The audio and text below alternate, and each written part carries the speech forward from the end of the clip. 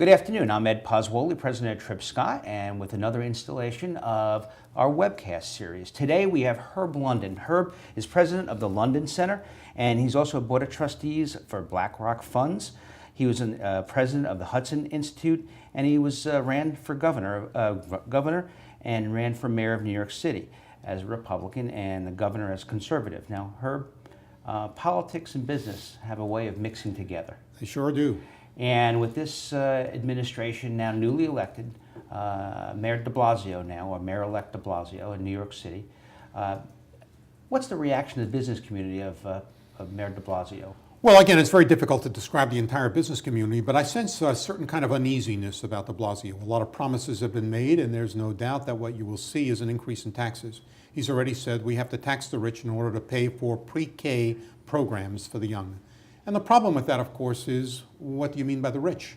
Right. If 1% of the New Yorkers pay roughly half of the taxes that we get in New York City, how much higher can you go before you force these people out of New York? And many in that 1% have mobility. They don't have to stay in New York. They can leave and go elsewhere. So with means they have choices. Exactly. And so you've got a real problem. The promises obviously may be well meant, but in the end they could have a terribly deleterious effect on the city.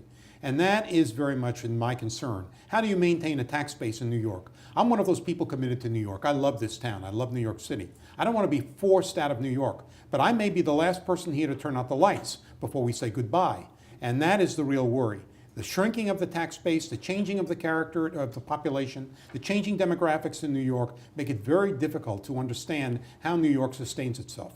And how from a business aspect, does that create opportunities for states like Florida? It sure does. I mean, when Perry came here, there was no question. A lot of businessmen from Texas, Governor Perry from Texas, when he came to New York and talked about opportunities in Texas, there were a lot of people listening very intently. I mean, think of the advantages that you would have in Florida as well. Homestead Act that you made reference to a little while ago. The very fact that you don't have a state tax and a city tax. You know, city and state taxes in New York combined, 12.9%. Right. Now think about this. If they go up to 20%, and a bill passes in the House, which is presently there, so that you cannot deduct your city and state taxes from your federal tax form, that's an effective 20%. If I move to Florida tomorrow, I live rent-free. Right. I take 20% of my income, I can put it into an apartment in Palm Beach, live very nicely. So, I mean, you start looking at the arithmetic, you say, what are those advantages in New York? And they may not overcome the tax disadvantages. And with communications the way they are today, like New York Stock Exchange is going completely digital, as an example. NASDAQ is already there. Is there a real need to physically be in New York City? It raises a lot of interesting questions. So moving on, in talking about Florida, Rick Scott, Governor Scott, has spent a great deal of time in trying to attract business. Hertz is one of them, who relocated to Fort Myers area in the southwest section of Florida. Is there, you believe, opportunities for full-size businesses to move down? I mean, Office Depot announced, I think, today that they were considering moving to Florida. We've entered a very different age. It is the age of service activities. If you had asked me about the future of the American economy, I would say it involves dematerialization of wealth. And what I mean by that is, I can give you a razor, and the razor is not important. It's the blades you buy with the razor. Right. I can give you a computer, and the computer is metal. It doesn't make any difference. But what is important are what are the apps that I can buy with that computer.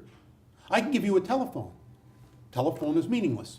It is the services that you get with that telephone that count. So we are in a service age. As a consequence, it's what happens in cyberspace that's important, not what happens in the machine shop. And in the age of nanotechnology, you can manufacture anywhere. Right. So we are entering a different kind of era. And since it is the dematerialization of wealth, there is no reason why you have to be located in New York. You could be anywhere. And we're going to have 50 states that are competing on the basis of taxes. And unfortunately, the northeast of the United States has a distinct disadvantage. And the reason for that is the power of the unions. We no longer have unions in the private sector. Private sector unions account for 6% of all union membership. Across the rest of them are municipal employees. Right.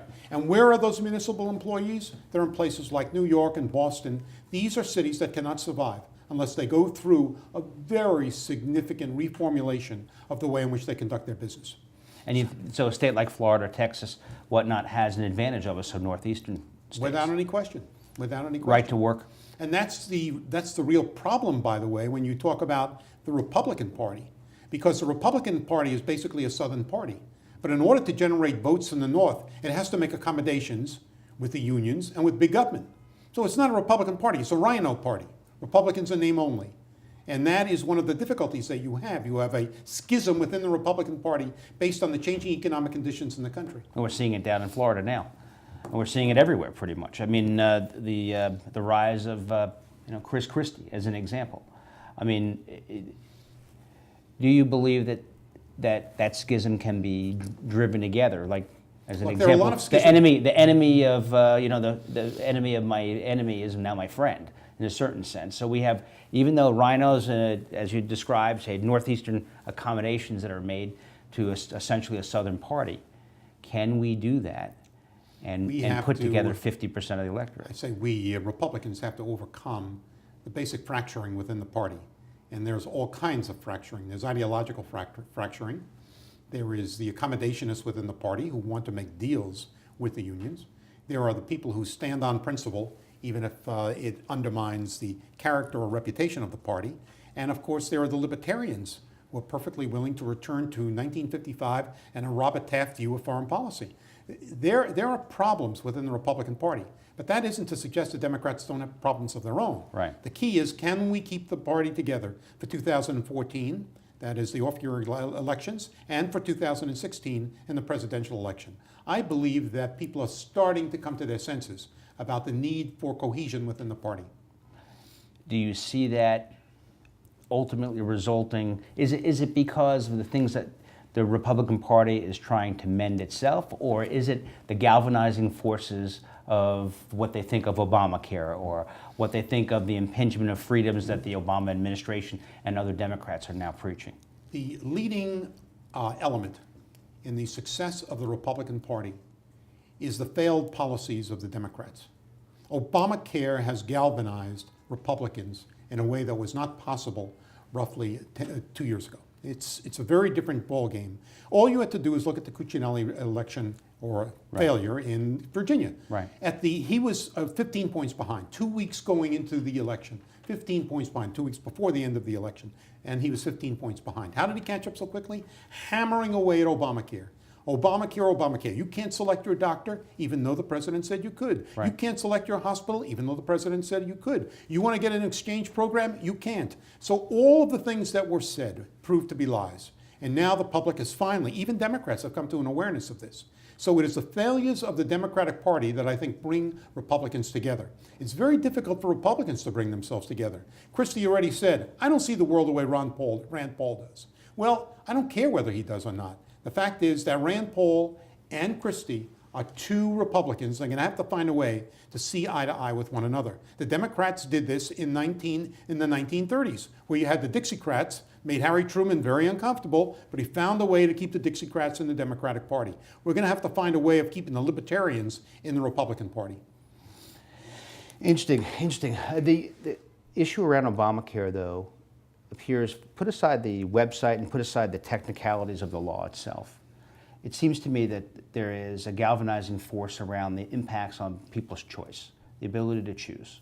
I mean, that seems to me to be a winning argument. The overarching issue in the United States today is personal liberty.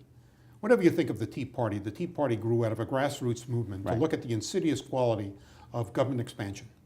And they're saying, look, we don't want to live in a society where the government is so intrusive, so involved in our lives. And this is true when it comes to Obamacare. You start looking at Obamacare, you say, suppose I'm 90 years old. I need a feeding tube. Will I be able to get one? I was told very recently by someone who needed a knee transplant that she was only 45 years old. And they said that would mean 2 in a lifetime. So you're not ready for it. So you're starting to see people's personal choices restricted by the way in which hospitals are obliged to operate. And that has something to do with the funding that is coming through the federal government.